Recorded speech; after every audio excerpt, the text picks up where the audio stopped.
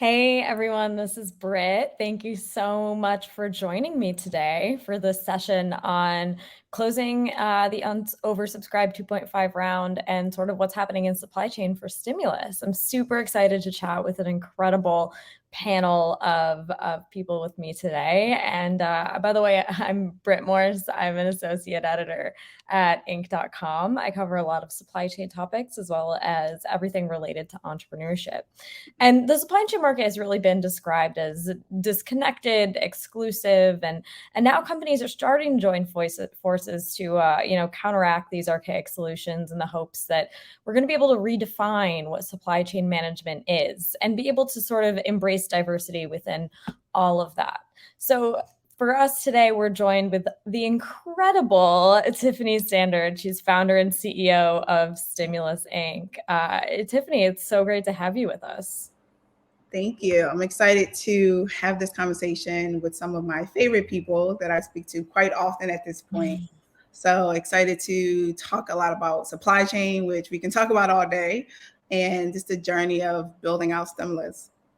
Yeah, before we get started, I really just want to talk a little bit about Stimulus and a little bit about your journey as a founder. So, first of all, if you could just tell us a little bit about the company and about why it's such an innovative solution and sort of how it uses data and analytics to help companies make better decisions. Sure. So I started Stimulus from really being in vendor management now for over 15 years and working with both buyers and vendors in a consistent basis and really working alongside like really large companies. So I first started as an executive in vendor management at really big companies. I was the youngest in those departments, and I was helping them understand, like, much like your customers and your employees, the right suppliers can really become your company's competitive advantage, right? We're working with them on a consistent basis. They're helping your internal teams deliver on product and services, yet you don't have much information on these companies. You're getting like the basic information, but you don't have a lot of data, especially at that time. So over the years, I just built out a lot of, databases and focus on data with those companies. And, we planned out events and matchmaking opportunities for these large to smaller companies across different industries. And I was like, okay, how do I, consolidate a lot of the work that I was doing over those 15 years, actually make it one easier for me, but then also make it easier for the smaller companies that was asking me to connect them to larger companies, and the larger companies that was asking me connected to, my network. And I was like, okay, there's still something missing in the market. There was a lot of great platforms out there in sourcing, and there's a lot of great platforms just in the management side, but everything was still very transactional, right? Like, how do you build out a B2B relationship? If I match you to this person, do you actually have a connection there, a champion there that's going to get you into, their procurement department to actually close out the contract? And so when we first started Stimulus, we was kind of like matchmaking. I call it a customized Google search, when you were able to like search for different contract opportunities. You were able to search for different companies that was looking for certain opportunities with these companies.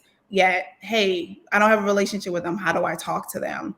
So then I expanded Stimulus in 2019 to really focus on the relationship side.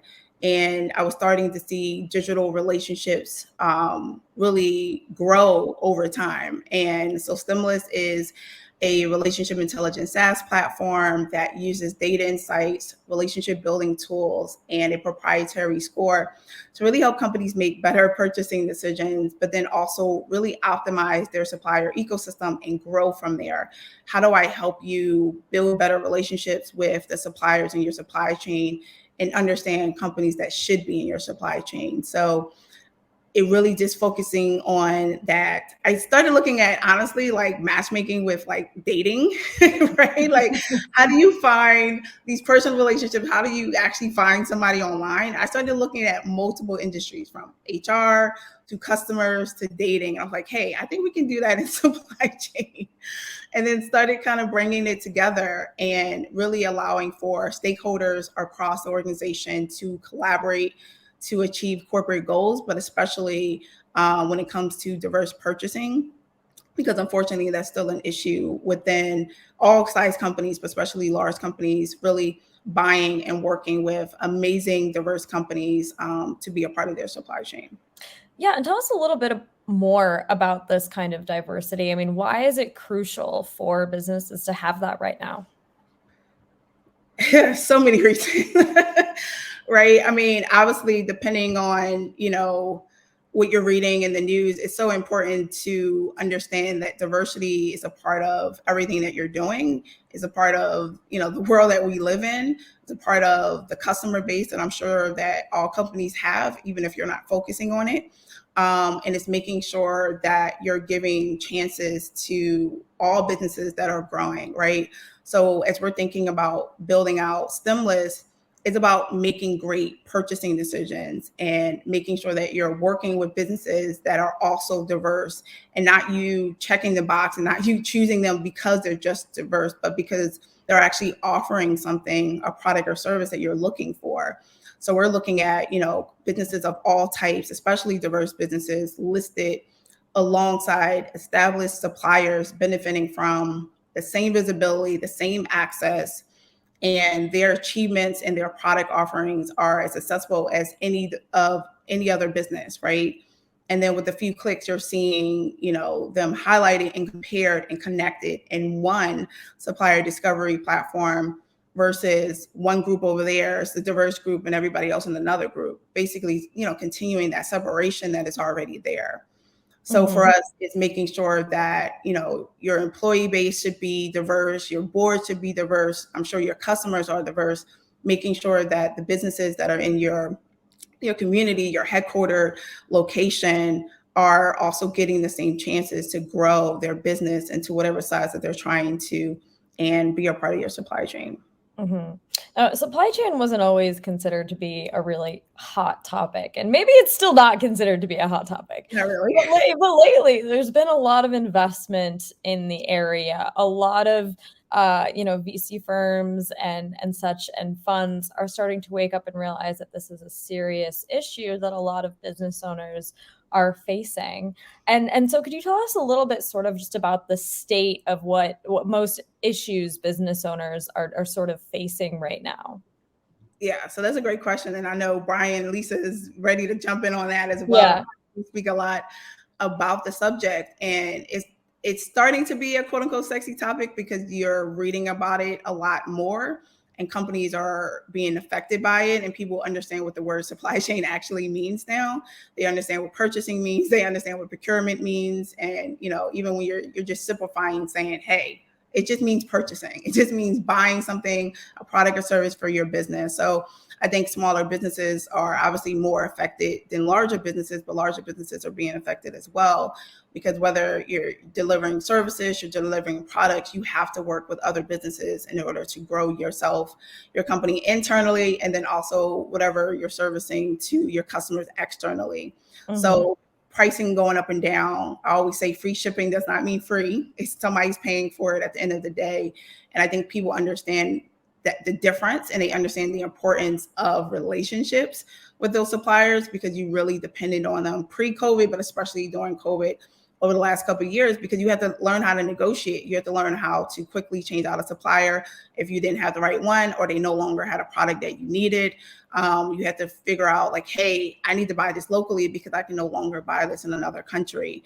And we're starting to now see investment into the supply chain technology. Unfortunately, it's not going too much to diverse companies that are building supply chain companies, but we are starting to see the knowledge and the importance of, hey, regardless if you understand the industry or you're passionate about the industry, everybody that you're going to invest in is going to be a part of a supply chain, regardless of what they're selling. I don't care if they're selling software. I don't care if they're selling a physical product. They're going to be a part of the supply chain. So you as an investor need to care about it, because your companies are going to be going through it. Mhm.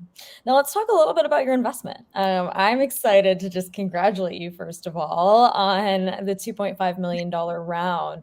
But can you just tell us a little bit about your decision, first of all, to raise the money, and then also sort of just a little bit about what your plans are moving forward for the company?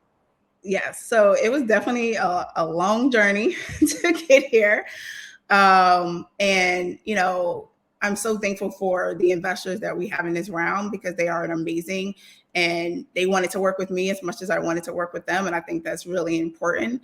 And having experts in your round that really understand your industry is really important. And so really excited about everyone in our round. And for us, it's making sure that, we knew it was time to raise because one, our goal is to really sell to mid-market and enterprise, and you want to make sure that you have enough resources to service those types of companies. They can have from 50,000 to 100,000 suppliers within their ecosystem. And with us, managing that is, could be time consuming. So you want to make sure that you have enough people on your team, whether it's your technology team or your data team, especially your sales team, because you're growing quickly with them, to make sure that you can actually, have a successful, opportunity with those large companies. And then for me, it's growing out the team even more and scaling faster, making sure that we have, amazing folks in data, engineering, sales, operations. So as we're growing and really taking over, not even the national supply chain market, but the global supply chain market, which a lot of our customers have asked us to, help them globally with the suppliers that they're working with, is making sure that we're scaling and able to really help them and being prepared for that. We just finished SOC 2 with an amazing company called BiteCheck. So we're just really excited to scale and really take advantage of the quote unquote excitement that's happening with supply chain that hopefully won't die down in the next few years. Mm-hmm. And I one of the most important questions I get from business owners all the time is sort of, how do you choose the right investors? I've heard so many things about choosing investors, that it's like speed dating, that it's, that it's like a marriage, that it's similar to finding, a partner in life. And I want to ask a little bit about, how do you approach raising these funds, and how did you go about finding the right investors? That's a great question, because it really is speed dating. And I really didn't understand that until starting this journey. So we did a 1 million pre-seed, and then we started this journey of, closing out our seed. And we, went through a lot of investors, a lot of introductions, a lot of folks that had reached out to us. And we almost had the round closed last year in the fall. And the lead that we were looking to have was not a good lead. We did not agree on many things throughout the process, and it ended up falling through in November. And at that time, I was like, oh my goodness. And I was speaking to Brian many, many nights about this.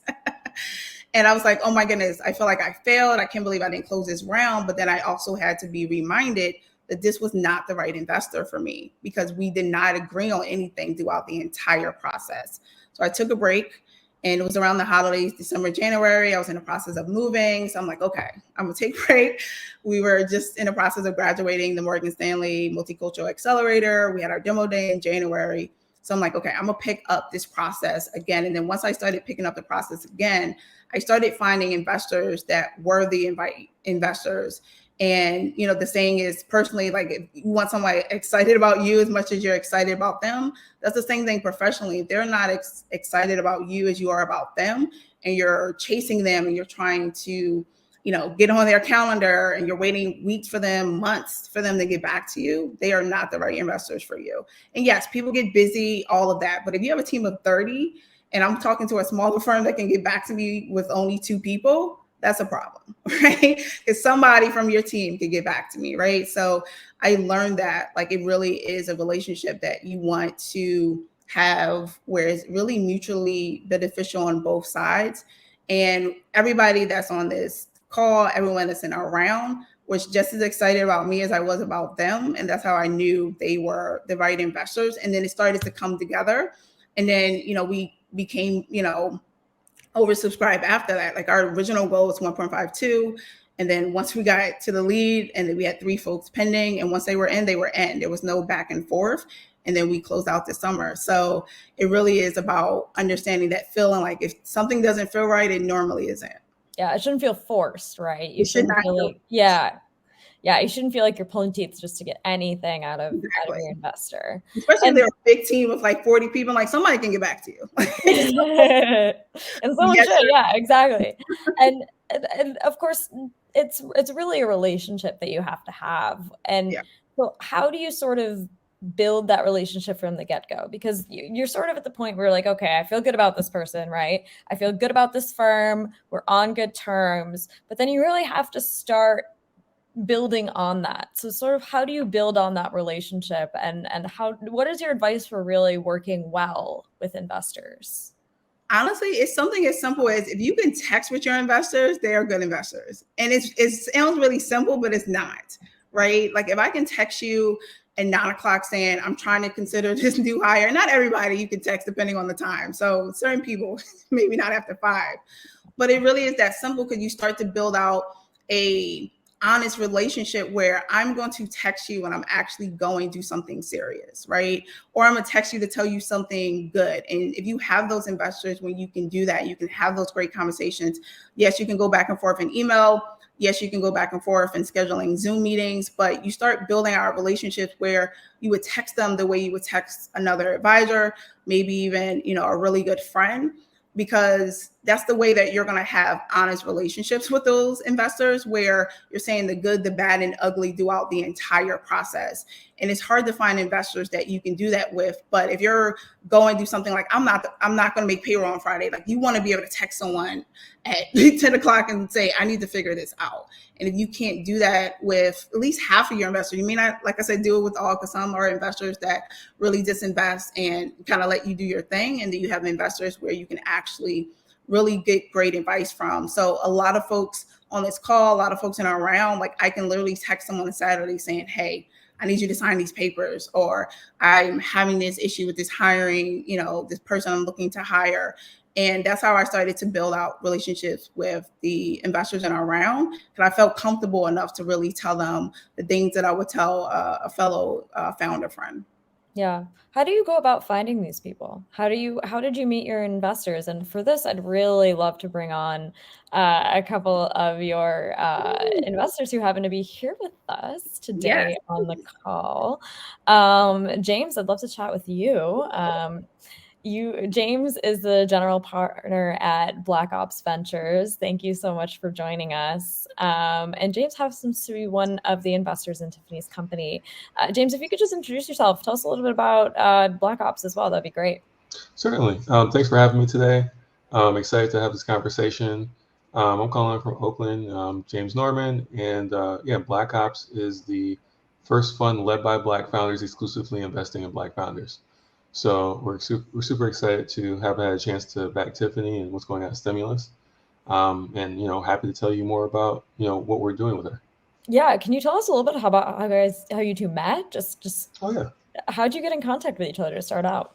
Well, people get connected the way they're supposed to. She had, heard a little about what was going on here, had applied online, and we have like a slew of things online. This woman, Ebony, who we worked with, she was going through all those apps and like Stimulus stuck out. And so she just started writing notes on it, set up a call with her. I started reading the notes and like it looked super interesting. I had not yet met her, but the timing of it was serendipitous in the sense that we were going to South by Southwest in quite short order. And so she was going to be there because Tiffany's always trying to be in the right place at the right time. And she came by our Airbnb and just kind of like sat down, explained her background, how she got into it, some of the things she already spoke with you about.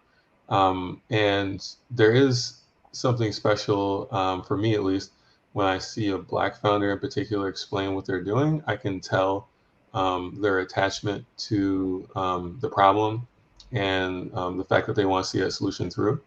There's a certain kind of aura and energy that comes through in that part of the conversation, and and with the knowledge that she had and the fact that you know the pandemic is kind of like a barometer to some degree. Like if you start a business, like you know not just months before the world literally changes, and you see that business through, um, and not to call it out, but you see that business through, particularly as a Black woman, like I'm like, this woman's gonna win. It really doesn't matter what happens, right? So I really thought she had the tenacity to do it. I knew the product was getting to the right space. She had already had customers, which is prior to surviving a pandemic. You can't really do that without customers. Mhm. Um, and and then the learnings from those customers were further informing the product. So, I think what we look for is people who are resilient, which obviously she had that component.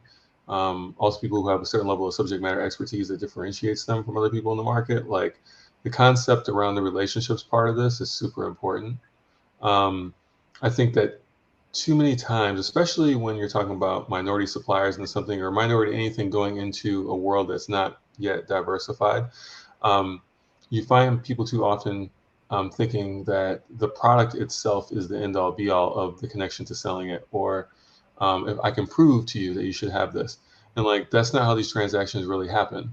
Not in any sort. Not in pitching your company, not in selling your product into some large Fortune 1000. Like there's a relationship component to almost every transaction that happens in the world, in whether it's music, technology, or whatever. And so, like understanding that and like integrating that um, into the product, not only like going from search engine to like coming into the score, like everything that she was doing was in the right direction, and that also like showed me that she could receive information and she was coachable. Like Mhm. so, any conversation we have, she can take something away from it that is important to her.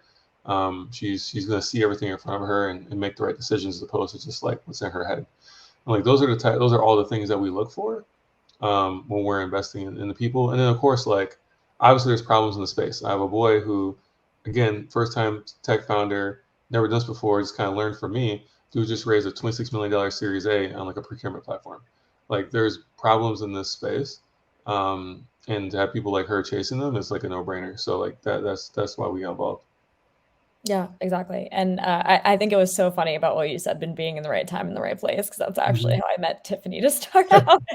She's Tiffany everywhere. She and might I be actually, here right now. I mean, yeah.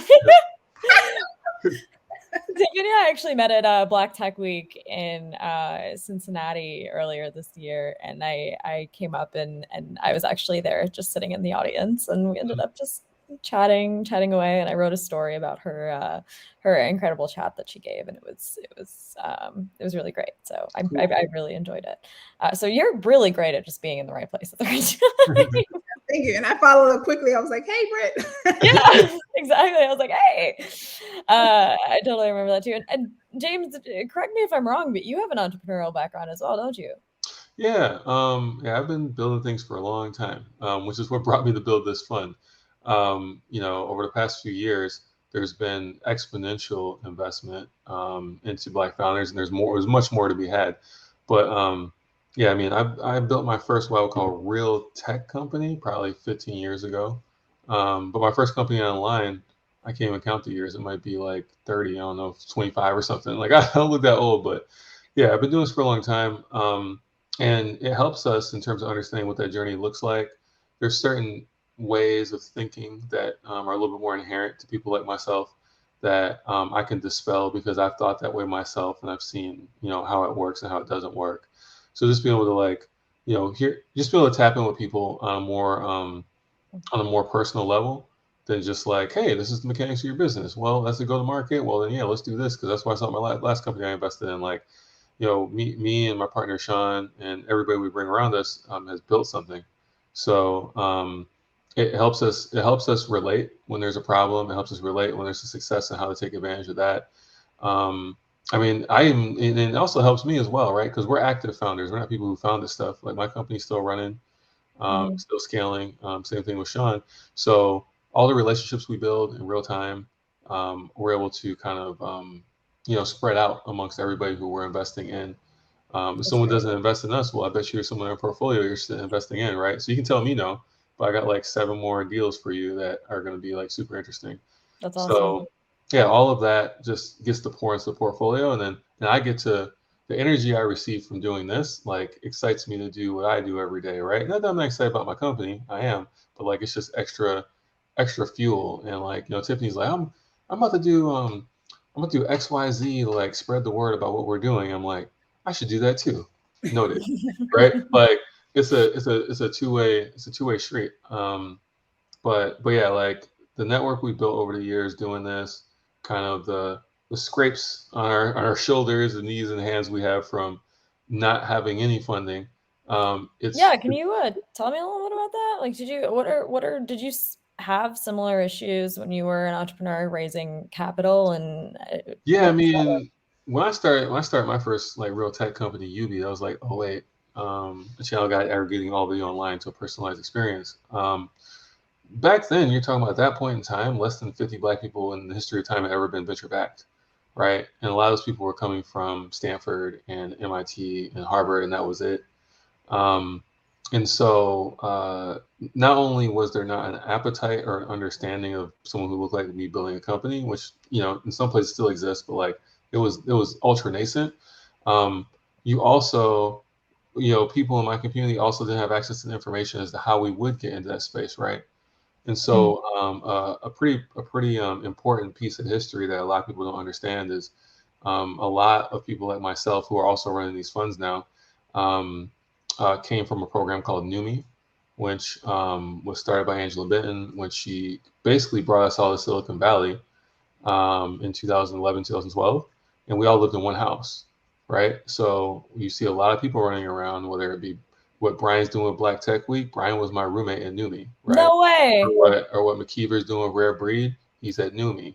Or what any of these people are doing, we all came from one space where someone quickly closed the network gaps for people they thought were talented, um, and allowed us to flourish in this space. Important piece of that was the K-Pores as well as Ben and Felicia Horowitz. Like they were all super involved in that process, and that one gave us a big amount of confidence that even if we were still hitting barriers, like we could see it through. But Mhm. I think for a lot of us, knowing how hard it was even after that to create success, it became like a life's mission to do what we're doing now to ensure that other people didn't have those same barriers. So Yeah. like the whole experience as a Black founder coming to Silicon Valley and being early in that space is why you see a lot of people who were involved in that particular time doing the type of work that we're doing now because we know how hard it could be and it's super imperative. Yeah, I know Angela Benton and Brian McCreen rather personally, and his wife Candace, who are they are just such a power couple. Uh, they are just some of the most incredible and leading figures I've met in a long time, especially what they're doing over at Lightship Capital. And I mean, but still, those funds are significantly smaller than what we see on the other side of what traditional tech companies can raise, who obviously Mhm. with white founders, white male founders, and so there is still that gap obviously here. And tell me a little bit about like why you started Black Ops and also how we can sort of close that funding gap a little bit, and what can people do more to sort of help invest in Black founders. Well, first, the first thing I say is a lot of people have read it, but a good way to understand how to get involved with Black founders is to read a paper I wrote for Harvard Business Review called "The Guide to Investing in Black Founders." So it kind of just illuminates, what are those gaps that exist that are kind of unconscious to a lot of people, and then how can you be more conscious about that, be more mentally active in the conversation, so that you can see opportunities that you're missing. So like that's the first step. And then once you have invested in those people, there's one more report I did called the ROI report, which you can find at transparentcollective.com. And that just talks about like how do you get the return out of investing in these people, and who are you dealing with here? And so for me, I've always, like I said, it's always been since NUMI, it's been a life's mission to create that for other people.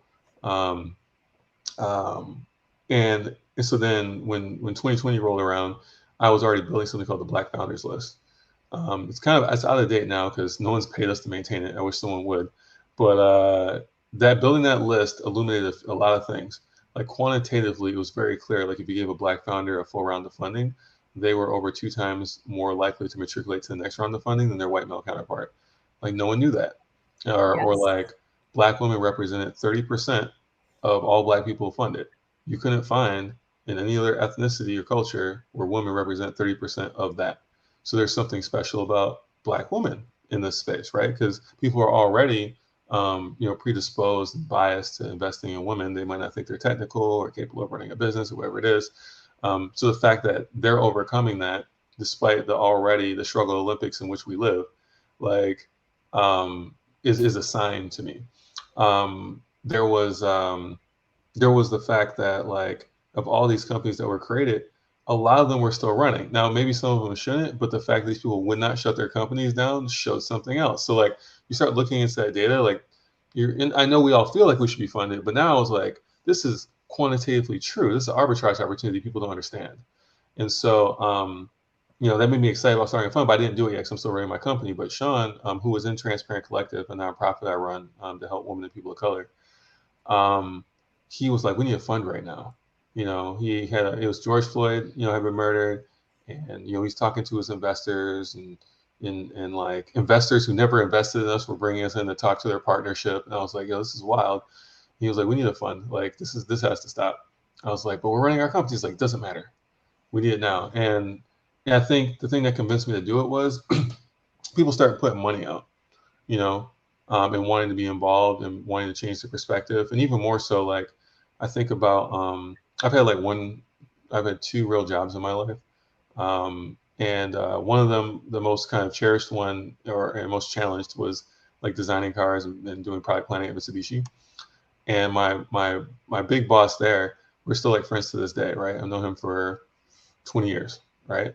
When he emailed me and was like quite transparent that he was like, look, I know you be having some problems out here, but like, is this the same situation you're living in?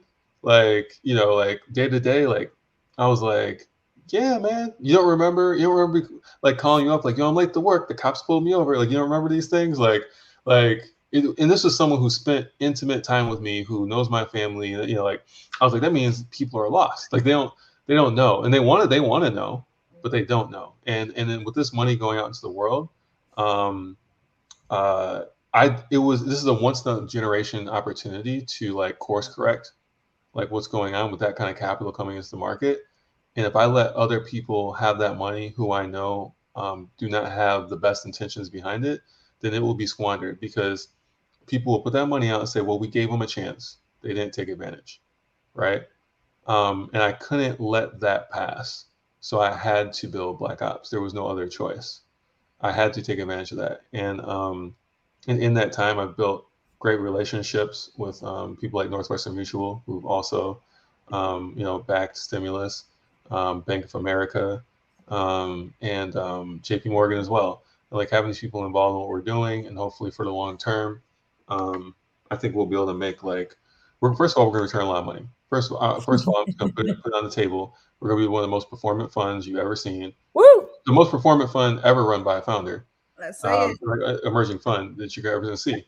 But my hope is that the history books read that, like, when you look at like why the world changed, why social equity started to happen, how did Black people come into having generational wealth, like Black Ops is going to be a big part of that story.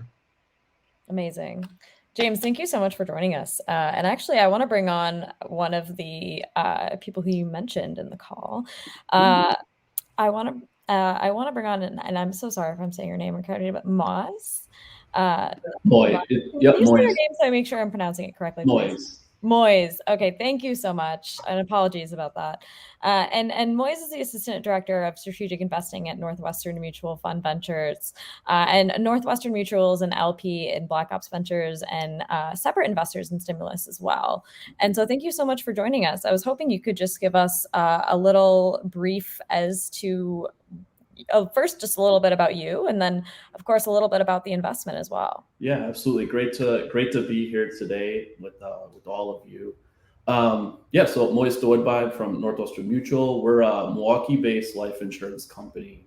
So we're about 164 years old, and then we focus on life, long-term care, and disability insurance.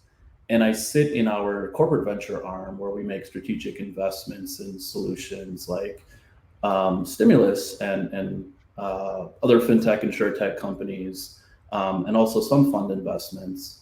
But ideally, our thesis really is, how do we help people live longer, better, and healthier lives on that spectrum?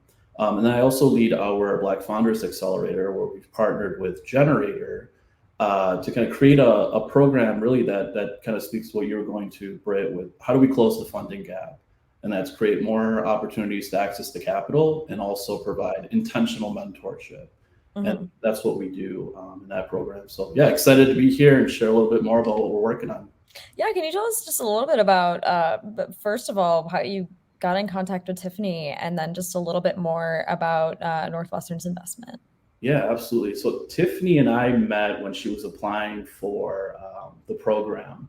So she had got connected to my generator colleague, and then we had an introductory meeting. And I think kind of a theme of today's call is timing, and Tiffany being in the right place at the right time. Because I remember going into a meeting, we were talking through supply chain procurement, right? And coming out of that, then all of a sudden there was an email like, "Hey, we got to meet with this company. Tiffany's the founder. Let's do it." And that's how we got connected.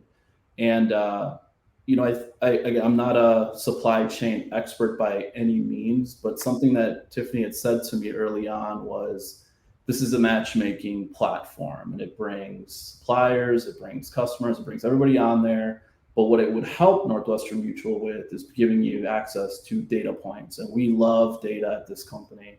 So being able to have data, make it actionable, and then give us access to suppliers that we may not have in network was super crucial." And just getting to know her background, her energy, her drive in this, like James said, it was a no-brainer that she's a founder to accept into the program. And why has Northwestern Mutual been so interested in supply chain lately? Like, why is this something that you're putting investment into right now? Yeah, I think it's on two fronts for us, right? I think just the economy is moving towards platforms and ecosystems. Consumers are generally want to work with a brand and have kind of an experience within that. And as we, right, life insurance it's not a sexy product by any means, right? You sign your name on a couple papers and that experience is generally over. But how do we make that more? How do we take our brand, Northwestern Mutual's brand, and make that relevant in people's lives? And to be able to do that, we need to go to market with other experiences and be able to provide those experiences. We need other suppliers and other companies to help us do that and be part of kind of a platform. And as you look at kind of the just insurance, financial services value chain, whether it's from kind of education to financial planning to risk products, right? And on the back end of this is claim, which is a highly kind of emotional time when someone passes away. What are some of the experiences that we want to provide through our, to our clients? And we can't build it all internally, and we need partners to do that. Mm-hmm. That's fantastic, and we've all mentioned how amazing Tiffany is on this call, obviously. But what was your first impression of her, sort of when you guys got to meet, when you sat down? What was it that really stuck out to you about her, that this was going to be a company to bet on? For Tiffany, it was two things. One, I could see myself working with her, not just as an investor, but like, hey, these are the problems we're facing at Northwestern Mutual. How would stimulus in your team solve that, right? And the other thing was she's just a fantastic storyteller. Again, I'm not a supply chain expert by any means, but being able to walk away from our introductory call and have a good understanding of like, this is the current state, these are the problems that's being faced right now, and this is where stimulus fits in this whole picture, right? I was able to bring that back to my business partners and say, hey, I think we have a founder here that's onto something. Is this something we would use internally? And next thing you know, she's in our cohort 3 and just killing it. Can I chime in on that? Because I think I didn't say anything about that, and I think like that shouldn't be overlooked. The simplification of something that's complex and communicating that to people who don't understand it is like half the battle. Like if you can do that, not only can you sell the product to people, but you can also get people excited about being involved in the story. Like it has to be, simple. People try and tell complex stories all the time. It's like watching a movie that's 3 hours long. Some people like it, some people don't. But like when you get something really tight in that hour and a half to 2 hour range, and like it makes sense and it's relatable, it's like I can see myself in that story. Like that's how it gets done. You know what I'm saying? Yeah, that's absolutely fantastic commentary. Even coming from a journalistic point of view, you have no idea how many companies I approach, and I'm attempting to do research into what they do, and I'm reading all of their marketing materials, and I'm giving them calls, and I'm looking down, and I'm like, I still have no idea what you're doing, which is hard to say. It happens, and I even report on supply chain issues often, and I think the ability to sort of take those topics and narrow them down into a way that anyone can understand is not the easiest thing in the world, especially when you're dealing with complex technology and data analytics. And Moise, I want to go a little bit too into the fact that we're seeing a lot of corporate funds investing in startups and upcoming diverse fund managers. And James, you talked a little bit about why there was such an influx of this after the murder of George Floyd, but obviously this is not something that we want to end. There was sort of that influx after the murder, but this is not something that should just be a trend and then things go back to the way they were. So how can we continue the investing into diverse founders? I mean, how do we keep the momentum going? I think stuff like this, like we have to be vocal. You have to be vocal, right? You have to put this stuff on display. Like the money was put in, what's happening with it? You can't like get in this mode of like, all right, I got the money. Now I'm going to show them. I'm going to do all this stuff, and like 10 years later, show up like, look what I did, because the attention span is dead, right? Like you have to be vocal about this stuff. So like, just trying to like bring as many people into the spaces where there's other people who look different, and trying to like show those wins. Be vocal about also the challenges and how they're overcoming them. People be able to see all that will help kind of create a narrative around what's possible with a set of people that you're not used to seeing. Because remember, like part of this is like, I don't know a Black person that has, exited a unicorn company. So like you're not saying that in your head, like just directly, but subconsciously, like you're predisposed to the idea that these people do this, they don't do that, right?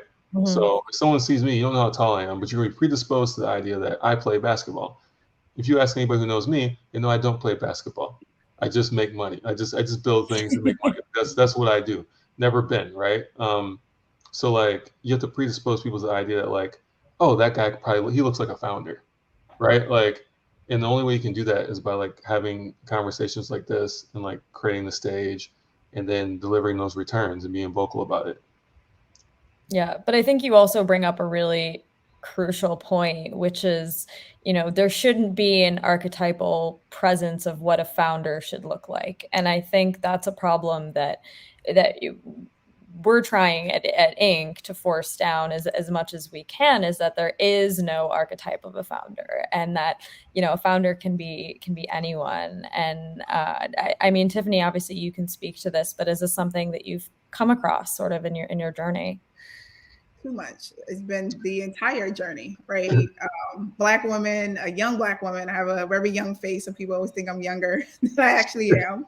Even not a bad thing. That's gonna keep going. I'm like 50. Sometimes now it's annoying.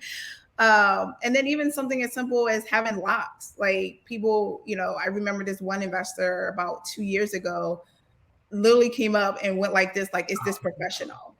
And as professional as I try to stay in that moment, it was one of those things where it's such a hard thing to share sometimes when people ask you that question, that certain hairstyles or certain looks is what they really look at as a founder, right? So it's really changing that misconception. I'm also a front-end developer. I do front-end work, you know what I mean? So I know how to code, and people don't expect that. So it's just like you're constantly challenging things that people believe when they first see you. As he mentioned, being tall and Black means you're a basketball player. What? like it doesn't mean that you don't, you couldn't work on Wall Street or something like that. So it's very unfortunate that you constantly have to kind of over explain what you do and how you do it just based upon their first impressions of you. Yeah. Or a lack of. Definitely. Just building on that as well. Excuse me. Right. It's also normalizing this, that like we at some point we have to get to where a founder is a founder, right? It's not a Black founder. It's not a Black female founder, right? And it's going to take steps. And yeah, 2-3 years ago with George Floyd, the pandemic, right? Everything going on in the world was just a burning platform to say, all right, change is, we have to put our foot down and change. Like, this is the time to do it. And, from a corporate standpoint, for us, it was leadership, right? Like, the CEO of our company said, hey, this is what we're going to do. We want to put a task force together that's focused on access to capital, creating better communities, right? And having this inclusive culture at our company. And that's, I think, a lot of folks internally were kind of looking at themselves like, do I want to work here after everything that's going on right now, especially at a 164-year-old life insurance company?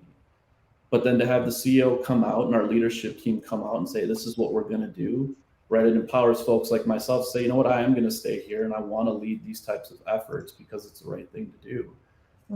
Fast forward now, I mean, just look at this call, right? And look at the people that are on it, where maybe 5 years ago, it would have been all white males. So it's great to see that the change that all of our firms are working on is starting to come together. But there's more momentum now that younger founders, even younger VCs, are like, you know what, I want to break into the VC game and be an investor. Look up to folks like James and say, all right, I can be a managing partner at a firm. What's that career path look like for me? So I think right. And that you're not a Black managing founder. You're just, you were just a VC or just a right. It is what it is. And tapping in what you're saying about the archetype and what you were saying as well, is actually to their disadvantage. Like, no one talks about that, but like, let people know 70% of these VC funds ain't delivering returns. They're not good at their job either. So how are you trying to prove to them anything? Like, they want to be partners with you, right? Like, the reason they're not doing well is because of said archetype, right? Like, you're investing, if there's only so many people in one pot of people that could be talented enough to do what we do, right? And if all you're doing is invest in those people, you're oversubscribed. It's an overfunded demographic.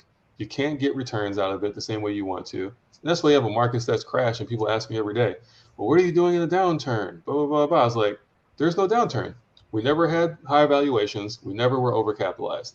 It is business as usual for me and the Black founders, right? Like, you're making a wrong choice to oversubscribe into an overfunded pool of people. Like, it's a very obvious thing economically, supply and demand, et cetera, et cetera. So like, it's important for everybody to work to break down what people think today is the holy grail of what a founder looks like, because it's not advantaging them either. Fantastic. And I want to sort of continue moving this conversation and bring a couple other people onto this call to chat a little bit more. So Lisa and Brian, I would love for you to join us. And please, again, if I'm pronouncing your name wrong, just tell me off. Brian Lang, Lisa Morales Halibo, please tell me how to pronounce your names correctly. And then, of course, please introduce yourselves. Lisa, we'll start with you. Hi there, I'm Lisa Morales Hellebo, and it's Norwegian. Everyone assumes my apologies. No worries. I've gotten Morales Hellebo, so everyone assumes I married a Latino, but no. I am an Afro-Latina Puerto Rican woman from the Bronx that has co-founded a fund with Mr. Brian Longaway. We have Refashion Ventures. And before building our fund, we started by building community, which we have learned is absolutely needed within ecosystems like supply chain. Supply chains don't exist in a vacuum. So you better have some community, and you better have them be as obsessively enthusiastic about it as you are, because we're literally building the future of life on this planet. Yeah, Brian, would you mind just giving us a quick intro? It's great to have you. Lisa has given most of it, I think. Perhaps the thing that is interesting is that I grew up in West Africa, so I'm Ghanaian. I grew up in Nigeria, came to the United States to go to college. And when people have asked, Lisa and I, why are you guys so obsessively enthusiastic about supply chain technology? And I think that's an accurate description. We really are obsessively enthusiastic. Having trouble hearing me. Is the sound any better now? Just speak up, Brian. I know you got volume. Just speak up. Just speak up. Speak up a little bit. But yeah, so I was saying, So I come from Ghana. I grew up in Nigeria, came to the United States to go to college. And I think that is key. Where we come from and how we grew up is key to why Lisa and I are so obsessively enthusiastic about supply chain technology. Mhm. I think that's the one thing I'd add. Yeah, and to that point, it really is, to add a layer of color. My family comes from pig farmers and seamstresses in Puerto Rico, where the majority of locals live below the poverty line, including my family. And so Brian, he doesn't like to really talk about it so much publicly, but he hasn't lived at home since he was 12 and grew up in a village in the countryside, pig farmer, or not pig farmers, chicken and goat farmers, and his mom was a teacher. So we both know intimately how much supply chains have an outsized impact on emerging markets. Mhm. And I mean, tell us a little bit about Refashion Ventures. Tell us a little bit about what kind of companies that you're interested in, a little bit about who you're trying to invest in as well. Lisa, Go ahead, Brian. do you want me to take that? So, Yeah. Lisa and I met in 2016, and the way Tiffany was talking about using the analogy of dating as a way of thinking about what she was building at Stimulus.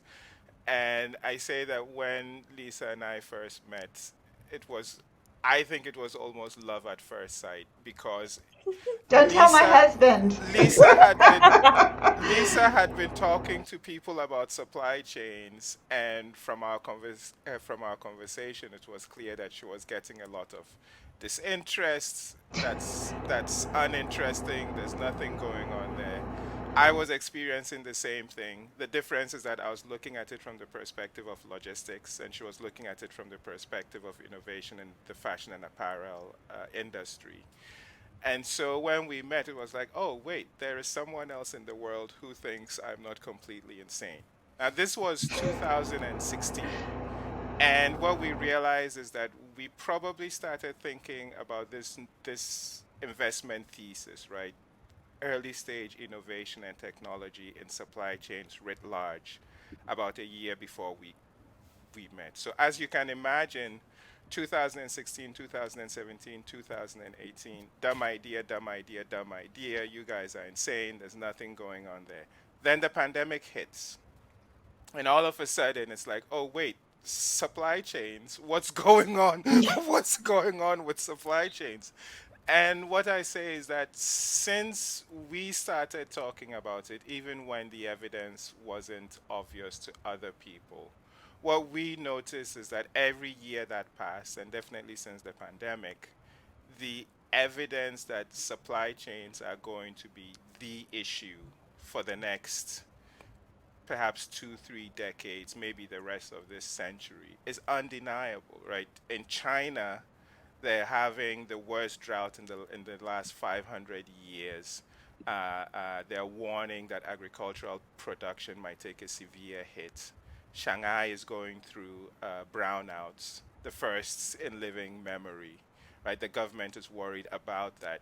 In Europe, they're going through the same thing.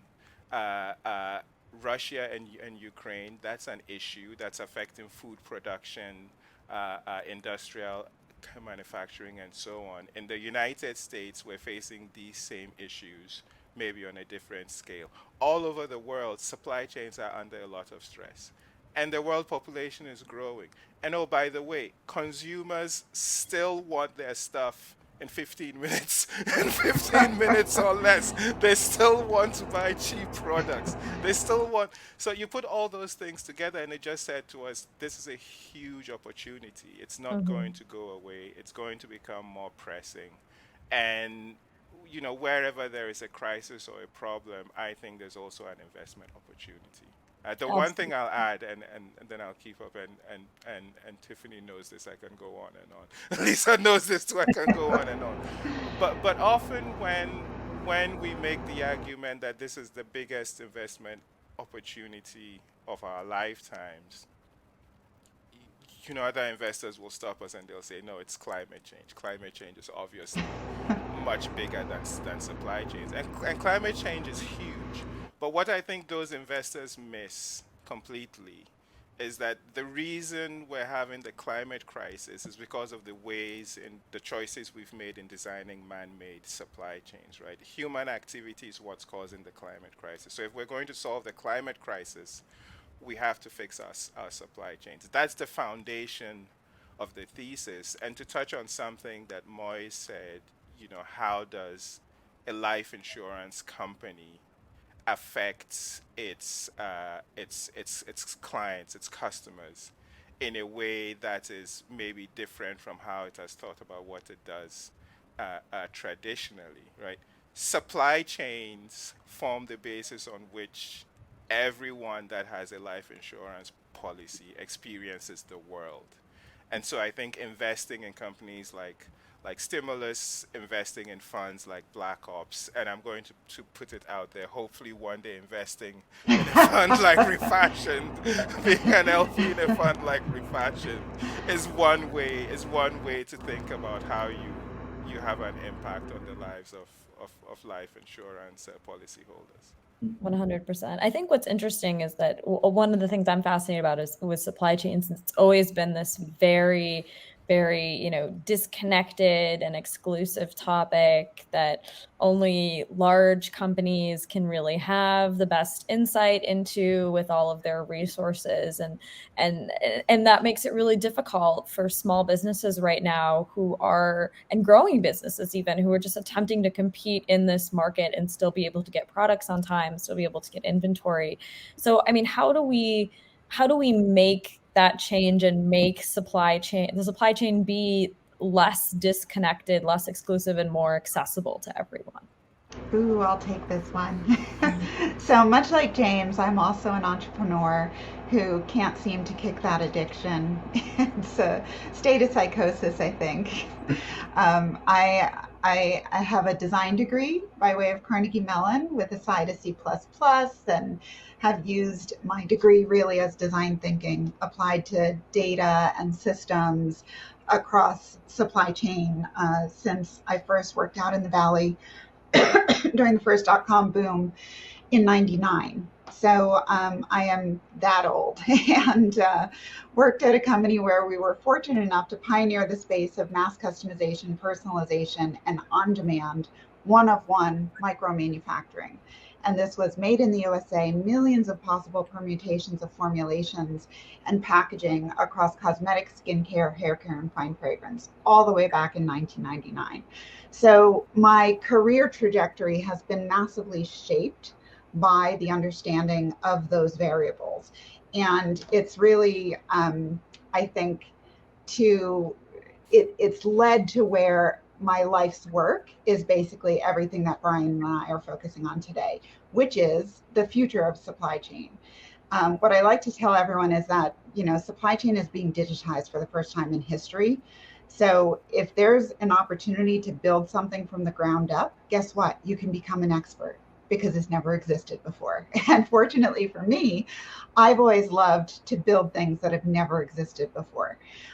So the opportunity as a small business is to just dive in and to, join a community where you can learn about the latest innovations that actually can give you an unfair advantage as a smaller, agile business, because these big incumbents can't get out of their own freaking way.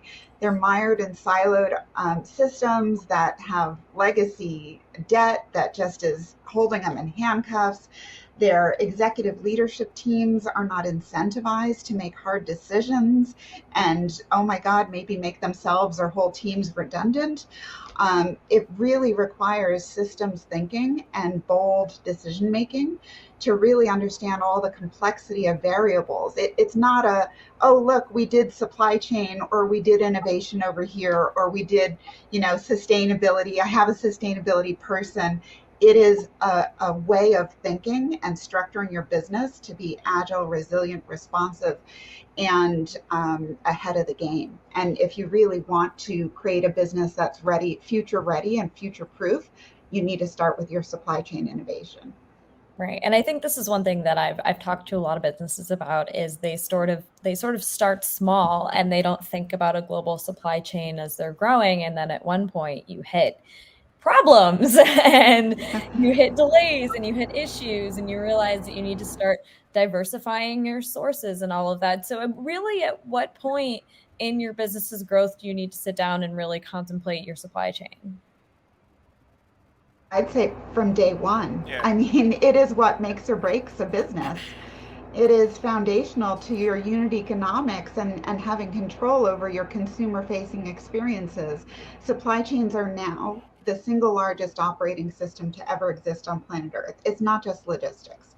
When we say supply chain, it's our investment areas, which are across data and AI, advanced materials, advanced manufacturing, and advanced logistics. So all of those things, the lines are blurring for the consumer. And if you don't understand that as a business, you don't understand your consumer. The only modification I'd make to what Lisa said Of is course. that supply chain is not what makes or breaks your business. Supply chain is your business, Yeah. right? Every company does three things. You create a product or service that you can deliver to your customers. You do marketing and sales to create demand and deliver the product or service to your customers. You have finance and accounting to figure out who owes you money and who you owe money. Make sure that money transfers hands and whatnot. If you don't have operations and supply chain, there is no product to deliver to anyone. There is no service to deliver to anyone. There is no need for marketing and sales. There is no accounts receivable or accounts payable. So your business is operations and supply chain, and the distinction is that operations is what is in the four walls of your company, and your supply chain is the operations that are outside the walls of your company. But I think that's the distinction that even small business owners have to keep in mind, right? That even if you're not thinking about it explicitly, at some point you're going to have to grapple with this thing. Yeah, and I'll add to that. On that too. Yeah, go ahead, Maurice. Okay, I was just say, just to add on that from like the corporate side, right? I think that supply chain, right?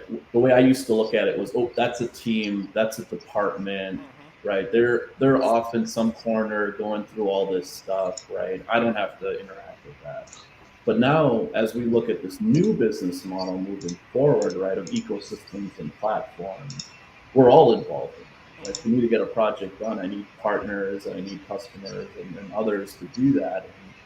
I'm equally responsible for putting a smart business case together just as much as my supply chain counterparts. And we should be working on that hand in hand from day one versus them kind of doing it in their silo, I'm doing it in mine. And next thing you know, this is a 6 to 8 month process just to get a document written up because a lot of back and forth. Right. So just another reason why we're working with you. Yeah, even just to add to that, like I say it all the time, even if you're not using the word supply chain, which most young businesses are not, they're not using the word procurement, they're not using the word supply chain because you're not thinking of it in that way. But as soon as you start your business, you need to purchase from another business to run your business, right? And they're called your vendors, your supply chain. And then once you're adding to that list, then now you have a supply chain. You have more than one, more than two, more than three. So whether it's internally to grow your business or externally because you're building out a physical product and you need 10 companies to make that one box of whatever it is you're selling, right? So then you're building out the supply chain. You're not learning the terminology as you get older because you're younger, you're kind of being cheap and you're keeping things simple. And then when you get older, you're now using those sophisticated words of procurement and supply chain and purchasing, and you now know what they mean because now you have to organize it, right? To Brian's point, now you got to make sure that it's operating correctly and you can't use the discounted version of things. You have to pay full price, maybe. You know what I mean? You're learning negotiations and all of that. So I normally break it down in that way, like you start adding on to your vocabulary of the that you're doing once you grow and you're looking to grow, whether locally, nationally, or even globally if you're now selling your product elsewhere. Yeah. Speaking of globally, Brian, Lisa, I noticed that you started a huge project in 2018. You started the Worldwide Supply Chain Federation. I was wondering, for those who don't know, if you could just talk a little bit about that. Yeah, it touches on a point that Tiffany just made. And the genesis is that in 2017, after Lisa and I brainwashing one another, and convincing ourselves that supply chain is the sexiest area to be investing in. I was sitting at my desk one day and literally had the thought, the world is a supply chain, and if this is the thing I'm going to specialize in, I need to hang out with people who are thinking about supply chains and innovation and technology. This was You mean August besides 20. me? Right, where we needed a community of people, and so this was August 2017, and so we said, you know what, we'll start in New York. We'll start with a meetup in New York. It doesn't make sense that there isn't a community for this, and that the advantage of doing things at the grassroots level is that you can see issues evolve and develop before other people who aren't embedded in the grassroots initiatives. And so what quickly happened is that people in other parts of the world said, hey, we've heard about what you're trying to do in New York. We think it's really interesting. It's relevant for us too.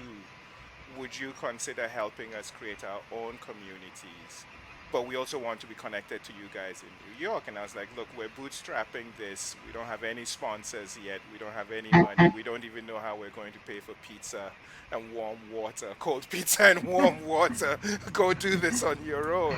And they said, no, we want to be connected to you guys in New York, because when our startups get to a point where they've grown past perhaps the pre-seed or seed stage, they have to be in the US. They need capital from the United States. Their biggest customers are likely to be in the United States. So that's when we said, okay, let's see if we can go from being a meetup in New York to being a network of global meetups that work together to advance Oh, come this on, cause. Brian. We always had world domination We, on we, where we, we we, are.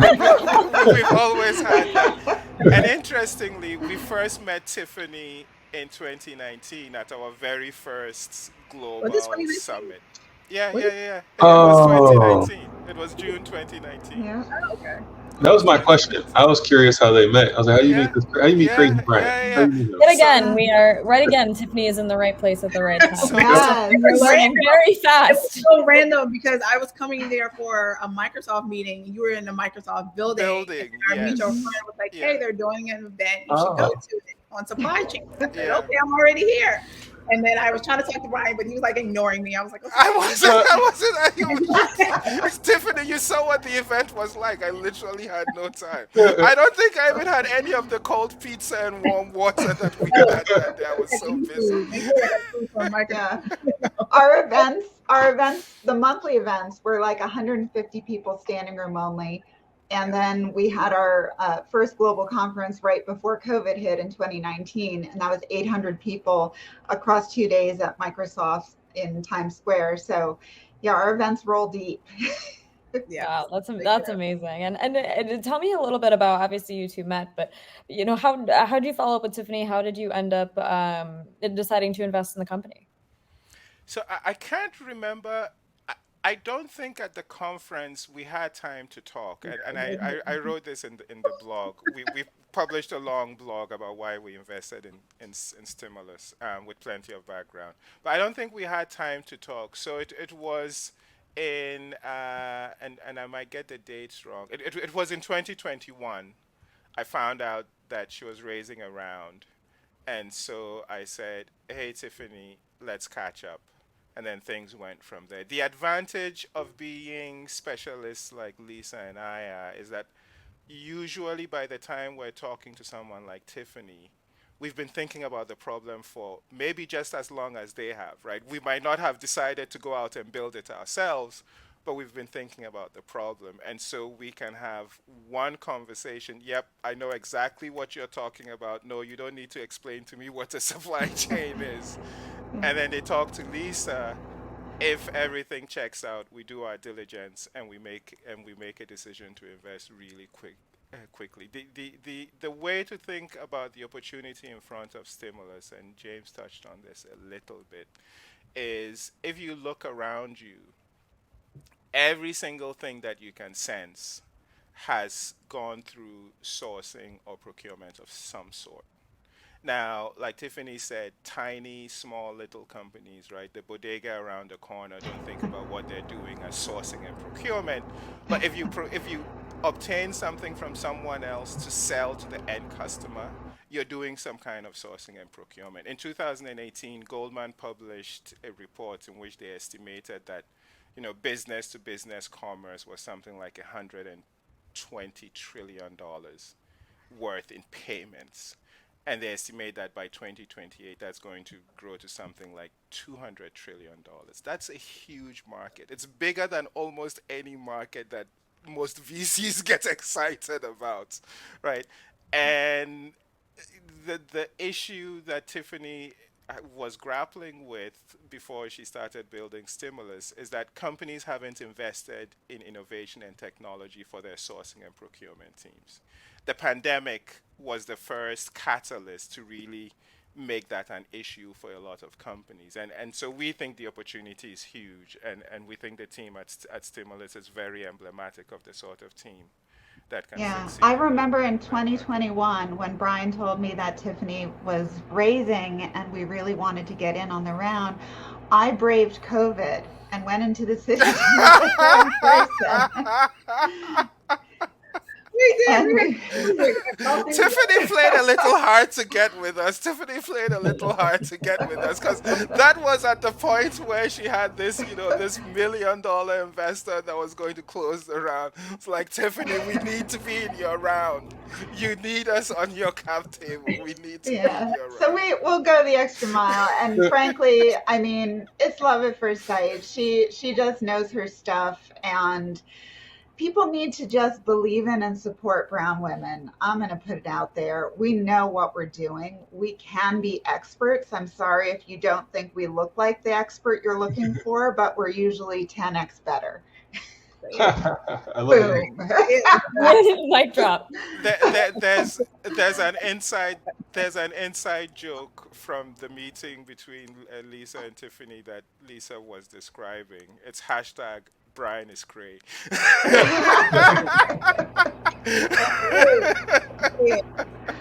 And that's what I was talking about earlier, like having folks that are just as excited about you as you was about them. And I was not playing hard to get, but I don't know. Sounds like they were coming after you. like, at the time, like literally with the other round and this round, like we were oversubscribed, and I was like, oh my god, I'm trying to like close this and I'm trying to make a decision, and I was like, all right, Kick look, some other VC out and let us in. Kick some other VC out and exactly. let us in. Tiffany, And it I was worked wondering out. if I have the best people in my round. So. I was just deciding, like, why did you oversubscribe? Like, but it just That's always the goal. Like you put out a number, yeah. the goal is to always get to it and surpass it, right? You put out a number that you know that you can obtain. And then, but always in the back of your head, you're like, you want more, you need more, you should have more. But the first goal is to get to the number and then get past that number.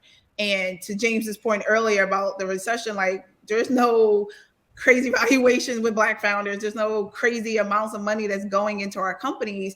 And even when you close and get oversubscribed, you still know you need more. You still know you want more. You still know you deserve more.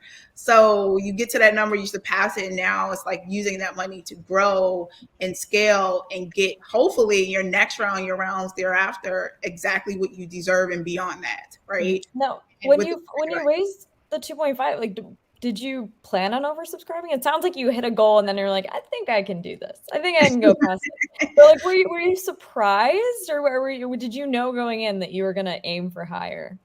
I know it's going to aim for higher, but you're still surprised when you get there because, even with knowing the market is not necessarily affecting you, you still don't know the investors that you're going to speak to is going to say yes or no. But the excitement around supply chain, the excitement around investing in Black founders, allowed us to get there. And then we had 3 people pending that once we got oversubscribed, we still had 3 investors that were pending that we really wanted in the round. So I'm like, I'm going to put you in this round because I really want to work with you. And I know you understand my market. And then one of them, is a customer as well. So it just made sense. That's fantastic. And James, you want to add to that? If I might add to that, because this is a conversation I've been having on text with another one of our founders whose round is now looks like it's going to be oversubscribed. I think, I my personal belief is that if you can get to the point where you're oversubscribed by a small amount, nothing too crazy, you should do it. Just because the one thing we know about startups is that uncertainty is going to exist. You're going to encounter a lot of uncertainty. So having a little extra capital to either enable you do what you want to do faster, or to enable you navigate that uncertainty when you hit it, is not a bad idea. Now, someone will say, well, but when you encounter that uncertainty, Mhm. can't you just go out and raise again? No, No. We no. can't. No. Like, so like, If you look Hell like no. Tiffany, right? If you look like No. Tiffany, you probably can't guarantee that you will go out and have the same level of interest. Two, we don't know what the broader economy is going to be doing. So I think whenever there's an opportunity to raise a little more capital, nothing outrageous, a little more capital than one planned. yeah, and I'll just double tap in on that. Like, this where like our lens as Black founders comes in. Like, we'll tell you straight up, like, you're not going to get more money. Yeah. Like, you have to go win. Yes. So like they gave you what they think is the chance, right? Like, Yep. and so if you don't like every company we've invested in has oversubscribed their round, but that's been intentional, right? Because it's like, what you're telling me, that's great. I know that's what you think you can achieve, but we have to go above and beyond that because you Mhm. have to accelerate, right? We can't just build something good. We have to build something that's super great because I want to guarantee that you get a Series A, right? And so like you need that extra money to do what Brian's saying. There's going to be uncertainty. There's going to be things you thought would work that didn't work. You can't be like, stuck up against the wall with the capital, because then you end up in a different situation, because this is where some challenges come in, as a Black person, right? When money gets tight and we're up against the wall, our mentality, the fight or flight kicks in. It's not like a white person goes, let's run it down. We'll figure it out. You know what I mean? A Black person's like, no. Like the mentality changes, and it will allow the business to sustain, but it won't configure it to be venture scalable. You know what I mean? Amazing. And so like you need that capital to continue thinking in a way that allows you to get the scale. We can't be out here underfunded, like playing in this game where it takes $100 million of funding to build these billion-dollar companies people are talking about. Team, we are unfortunately out of time. Oh no! Oh no! I know. We should do this every Friday. This is a podcast. We're gonna keep doing Yeah. Supply Chain Fridays. I'm so glad I was invited to do this. Tiffany, thank you so much for just putting us all together in this little conversation. It's been absolutely amazing. And Brian, Lisa, Moise, James, thank you so much for just joining us and sharing your thoughts and opinions and just honestly just gassing up Tiffany the entire time and just telling her how amazing she is, because she is. Which is, I had the same first impression of her when I met her as well. So I mean, I just wish you all the best of luck with Stimulus, and you have all of us cheering for you in your corner. So it's gonna be amazing. Thank you all. Thank you everyone for watching.